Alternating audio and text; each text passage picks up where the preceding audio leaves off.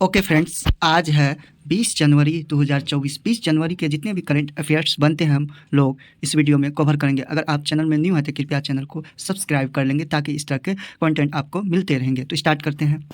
Question number first, सशस्त्र सीमा बल जिसको एसएसबी कहते हैं का महानिदेशक यानी डायरेक्टर जनरल के रूप में हाल ही में दलजीत सिंह चौधरी को नियुक्त अपॉइंटमेंट किया गया है। किसको किया गया है? तो दलजीत सिंह चौधरी। यह दलजीत सिंह चौधरी जो है आईपीएस अधिकारी है।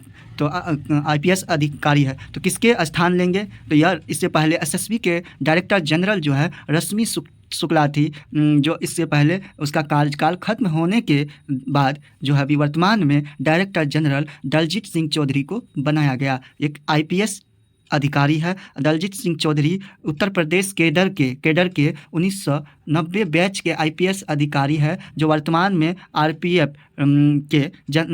के जनरल यानी स्पेशल डायरेक्टर के रूप में थे, जो अभी उसको बाहर दिया गया है, एसएसबी का डायरेक्टर जनरल बनाया गया है। अब नेक्स्ट देखते हैं हम लोग आगे। बात आती है एसएसबी एक बड़ा मिलिट्री फोर्सेज है जो नेपाल और भूटान के साथ भारत की सीमाओं का प्रोटेक्ट यानी रक्षा करता है। सीमा रेखा जो भारत के जितने उसको रक्षा करता है नेपाल और भूटान के अंतर्गत भारत की सीमा रेखा। बात करते हैं अब एसएसबी। इसकी स्थापना 1963 ईस्वी में एक ब्यूरो के रूप में किया गया था, जांच एजेंसी के रूप में, और बाद में 1963 में इसकी स्थापना कर दी गई भारत चीन युद्ध के समय। हेडक्वार्टर की बात करें तो इसकी न्यू दिल्ली अभी वर्तमान में है। हाल ही में हुई कुछ नियुक्तियां को देखेंगे जो डिफेंस के क्षेत्र में या पैरामिलिट्री के क्षेत्र में हुई, तो उनको देखेंगे। जैसे नीना सिंह अभी सीआईएसएफ की महानिदेशक यानी डायरेक्टर जनरल बनाई गई है हाल ही में नीना सिंह को। अब बात आती है सीआईएसएफ, तो इसकी स्थापना जो है सीआईएसएफ की 1962 ईस्वी में, इसकी 10 मार्च 1969 ईस्वी में की गई थी सीआईएसएफ की स्थापना। नेक्स्ट है राहुल रसगोत्री आईटीबीपी की डायरेक्टर जनरल इसको बनाया गया हाल ही में। अब आईटीबीपी जो थे इसकी स्थापना 1962 ईस्वी में हुई, 1962 ईस्वी में। अब नेक्स्ट है निश दयाल सिंह को सीआरपीएफ के डायरेक्टर जनरल हाल ही में नियुक्त किया गया है। तो सीआरपीएफ की स्थापना 27 जुलाई 1939 ईस्वी को हुई थी। नेक्स्ट देखते हैं क्वेश्चन नंबर सेकेंड, काफ़ी इंपॉर्टेंट है। डॉक्टर भीमराव अंबेडकर जी की प्रतिमा स्टैच्यू ऑफ सोशल जस्टिस का अनावरण कहाँ किया गया? तो कहाँ किया गया? तो आंध्र प्रदेश में किया गया। कहाँ किया गया? तो आंध्र प्रदेश में। किसके द्वारा? तो अब बात आती है भीमराव अंबेडकर जी की। यहाँ तो भीमराव अंबेडकर जी जो थे, इसके भीमराव अंबेडकर जी का जन्म पूछा जाता है, जन्म कब और कहाँ हुआ? बहुत इंपॉर्टेंट क्वेश्चन है स्टैटिक जीके के रूप में। तो इसकी जन्म की बात करें तो मध्य प्रदेश के मऊ में 14 अप्रैल 1891 ईस्वी को 1891 ईस्वी को हुआ। तो कहाँ जन्म हुआ? मध्य प्रदेश के मऊ में। अब मृत्यु कहाँ हुई, कब हुई? तो मृत्यु जो है 6 दिसंबर 1956 ईस्वी को मृत्यु इसकी दिल्ली में उसके आवास में हुई। देखते हैं next question. CM Jagan Mohan Reddy जो है आंध्र प्रदेश के चीफ मिनिस्टर मुख्यमंत्री जगन मोहन रेड्डी ने आंध्र प्रदेश के विजयवाड़ा में जो है ना भीमराव अंबेडकर जी की विश्व प्रसिद्ध मूर्ति का अनावरण किया गया है। अब टोटल ऊंचाई की बात करें इसकी तो 206 फीट है, जिसमें मुख्य रूप से मूर्ति 125 फीट और मंच जो बना हुआ है वो 81 फीट का है। अब अंबेडकर जी की अन्य स्टैचू की बात करें जो विदेशों में लगभग बहुत सारे लगाया गया है, जिसमें से विश्व प्रसिद्ध सबसे बड़ी प्रतिमा लगाई गई है। भारत के बाहर सबसे बड़ी प्रतिमा की बात करें तो अमेरिका के मैरीलैंड में स्टैचू ऑफ इक्वलिटी मूर्ति का अनावरण किया गया है, जो विश्व में सबसे बड़ा है। अब कुछ इंपॉर्टेंट स्टैचू को देखेंगे एग्जाम पॉइंट ऑफ व्यू से। तो स्टैचू ऑफ यूनिटी जो है गुजरात के नर्मदा नदी के तट पर 182 मीटर ऊंची सरदार वल्लभ भाई पटेल की मूर्ति है का अनावरण किया गया है हाल ही में। तो देखते हैं, अब बात आती है सरदार वल्लभ भाई पटेल, तो इसको हम जो है ना भारत के बिस्मार्क और लौह पुरुष के नाम से भी जाना जाता है। भारत के बिस्मार्क और लौह नाम से भी जाना जाता है। इसके जन्म की बात करें तो सरदार वल्लभ भाई पटेल की 31 अक्टूबर 1875 ईस्वी को गुजरात के नादियाड डिस्ट्रिक्ट में हुई थी। अब पूछता है मृत्यु कब हुई, तो सरदार वल्लभ भाई पटेल की तो 15 दिसंबर 1950 ईस्वी को जो है ना मुंबई में हुए थे, दिल के दौरा पड़ने के कारण। अब नेक्स्ट हम लोग देखेंगे क्वेश्चन क्या है। नेक्स्ट है statue of oneness. Madhya Pradesh में 108 फीट ऊंची आदि शंकराचार्य की मूर्ति ओमकालेश्वर में आदि शंकराचार्य की मूर्ति का अनावरण हाल ही में किया गया है। अब नेक्स्ट क्वेश्चन को हम लोग देखेंगे, क्वेश्चन नंबर 3। 6th खेलो इंडिया यूथ गेम्स 2023 का आयोजन तमिलनाडु में किया जा रहा है। कहाँ किया जा रहा है, तो तमिलनाडु में किया जा रहा है। भारत के प्रधानमंत्री PM नरेंद्र मोदी ने 19 जनवरी को चेन्नई के जवाहरलाल नेहरू स्टेडियम में इसका अनावरण किए हैं, यानी उद्घाटन किए हैं। किसका, तो खेलो इंडिया यूथ गेम का 6th खेलो इंडिया यूथ का अनावरण किए हैं। कहाँ कब से कब तक होगा इसका, तो 19 जनवरी से 31 जनवरी 2024 तक तमिलनाडु के 4 टाउन में या 4 शहरों में आयोजित किया जाएगा। तो कौन कौन है वो शहर, उसको हम लोग देखेंगे। पहला है चेन्नई, कोयम्बटूर, मदुरई और त्रिची में आयोजित किए जाएंगे। तो कब से कब तक किए जाएंगे, तो 19 जनवरी से 31 जनवरी तक। इसमें टोटल बात करें 36 भारत के 36 राज्य और केंद्रशासित प्रदेश केंद्रशासित प्रदेशों के 5000 से अधिक एथलीट जो है 5000 से पूरे 36 स्टेट और केंद्रशासित प्रदेश के 5000 से अधिक एथलीट, जिसमें टोटल 26 खेलों को खेल भाग में लिए जाएंगे। टोटल 26 खेल को इस भाग में लिए जाएंगे। नेक्स्ट देखते हैं।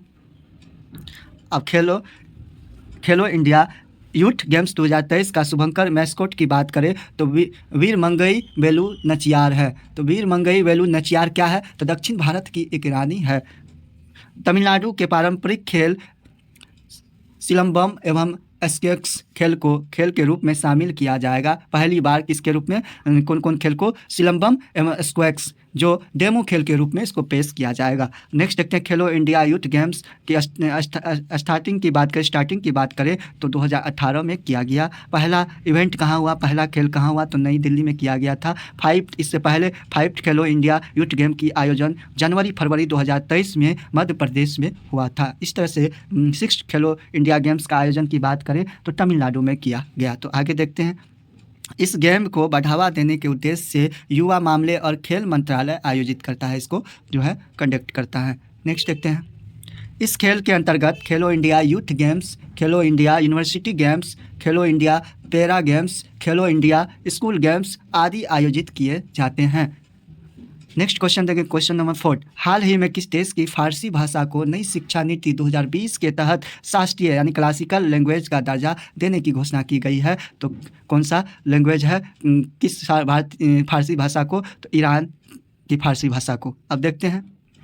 ईरान को प्राचीन समय के फारस के नाम से जाना जाता था। यहीं पर फारसी भाषा का उदय हुआ, मुख्य रूप से यहीं पर फारसी भाषा का उदय हुआ था। अब नेक्स्ट देखते हैं।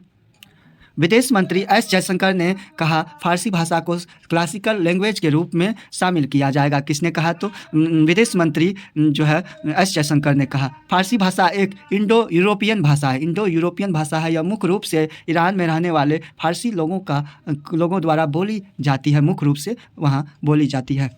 नेक्स्ट देखते हैं। भारत और ईरान के बीच सांस्कृतिक संबंधों को गहरा यानी मजबूत करने, स्ट्रॉन्ग करने के लिए इस भाषा को क्लासिकल लैंग्वेज के रूप में मान्यता दिया जाएगा। अब शास्त्रीय भाषा की बात करें तो ऐसी भाषा होती है जिनका कम से कम 1500 से 2000 वर्ष पुराना, यानी शास्त्रीय भाषा क्लासिकल लैंग्वेज जो है ऐसी भाषा होती है जो कम से कम 1500 से 2000 वर्ष पुराना इतिहास होता है और इसका उपयोग साहित्य ग्रंथों में किया जाता है।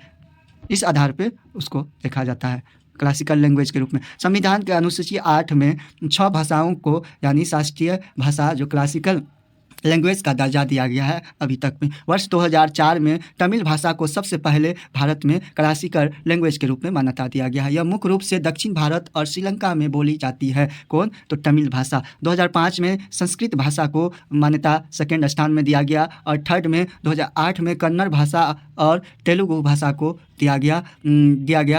तेलुगु भाषा को 2008 में दिया गया। 2013 में मलयालम भाषा को क्लासिकल लैंग्वेज के रूप में मान्यता दर्जा दी गई। 2014 में उड़िया भाषा को क्लासिकल लैंग्वेज का दर्जा दिया गया था। इस तरह से टोटल 6 क्लासिकल लैंग्वेज भारतीय संविधान का अनुसूची 8 के तहत मिला हुआ है। नेक्स्ट देखते हैं क्वेश्चन नंबर 5। विश्व प्रसिद्ध टेबल प्रतियोगिता में किताब जीतने वाले पहली भारतीय महिला खिलाड़ी श्रीजा अकुला बनी है। श्रीजा अकुला विश्व टेबल टेनिस फीडर महिला सिंगल्स का खिताब जीता है। कौन? श्रीजा अकुला।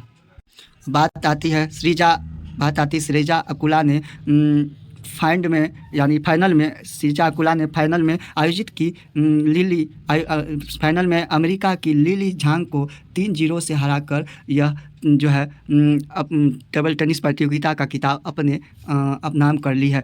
अयोध्या। अब नेक्स्ट क्वेश्चन देखते हैं, क्वेश्चन नंबर 6। अयोध्या में स्थापित होने वाली भगवान श्री राम की मूर्ति किसके द्वारा बनाई गई है? तो किसके द्वारा बनाई गई है? अब आती है अयोध्या की बात करते हैं। अयोध्या सरयू नदी के पूर्वी तट पर स्थापित कौशल धाम के नाम से प्रसिद्ध है। जो अब देखते हैं स्थापित भगवान श्री राम की मूर्ति का किसके द्वारा बनाई गई? तो अरुण योगीराज के द्वारा बनाया गया। तो अरुण योगीराज कौन है? तो कर्नाटक के प्रसिद्ध मूर्तिकार है, पूरे प्रसिद्ध फेमस मूर्तिकार है। भगवान राम की मूर्ति की विश्व प्रसिद्ध मूर्ति की ऊंचाई की बात करें, मूर्ति की कुल ऊंचाई की बात करें तो 51 इंच टोटल है, जिसमें से 4.25 फीट है। फीट की बात करें तो 4.25 फीट है, इंच में 51 इंच है। नेक्स्ट क्वेश्चन को देखेंगे। हाल ही में आई फोर्ब्स की रिपोर्ट के अनुसार दुनिया की सबसे मजबूत स्ट्रॉन्ग करेंसी मुद्रा कौन बनी है? तो कुवैती दिनार बनी है। कुवैती दिनार जो विश्व में पहला बन गया, फर्स्ट स्थान पे। अब आता सेकंड पे, तो बहरीन का दिनार करेंसी को सेकंड स्थान मिला है। ओमानी रियाद को थर्ड स्थान करेंसी के रूप में मिला है फोर्ब्स के रिपोर्ट के अनुसार। अब बात आएगा कि अमेरिका US डॉलर को कितना रैंक मिला है? तो US डॉलर को 10वें नंबर पर रखा गया है, रैंक मिला है। इस तरह से फोर्ब्स की रिपोर्ट के अनुसार पहले नंबर पर कुवैती दिनार को रखा गया है, यानी सबसे कॉस्टली स्ट्रॉन्ग मुद्रा के रूप में। इस तरह से आज के जितने भी करंट अफेयर्स थे हम लोगों ने इस वीडियो में कवर किया। अगर वीडियो अच्छा लगे तो कृपया लाइक, शेयर एंड सब्सक्राइब कर देंगे। Thanks for watching. जय श्री राम, जय हिंद।